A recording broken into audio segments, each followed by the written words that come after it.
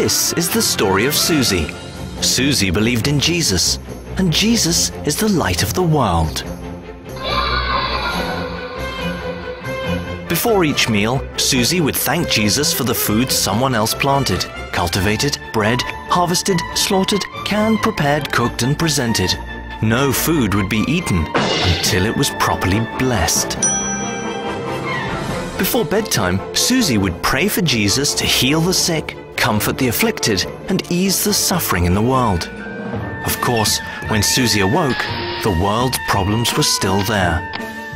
But somehow, it was all part of God's divine plan. When Suzie got sick, she prayed for healing. Then she paid a doctor, took prescription medication, and took weeks to recover naturally. When Suzie was confused, she prayed for answers. When her ears picked up no audible reply, she simply guessed and called it divine inspiration. When Suzie's mother was in a car accident, Suzie thanked God that Mum was only horribly injured and not killed immediately. Suzie then prayed to Jesus for healing, and then she paid thousands of dollars to trained medical personnel. When Suzie's mother died due to complications, Suzie buried her at considerable expense amidst the grieving of loved ones. And Suzie gave thanks that Mum was with the angels. Suzie went to church, thanking Jesus for being so good. When the pastor was suddenly gunned down by a crazed madman during a sermon about divine protection, Suzie was horrified, so she prayed a prayer of thanks. The pastor was in a better place.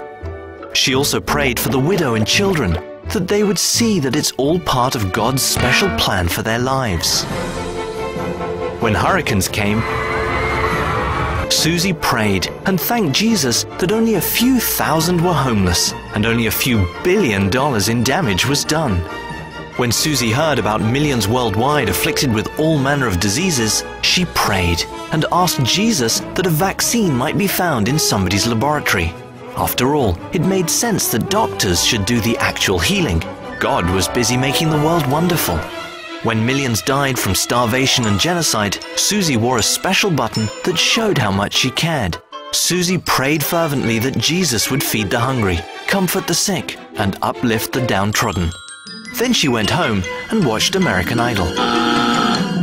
Yes, in every neighborhood, in every city, in every state, in every country, across the planet, Suzie saw the omnipotent hand and never-failing love of God. And once again, just before bedtime, Suzie closed her eyes and said her prayers, because she believed in Jesus, and Jesus is the light of the world.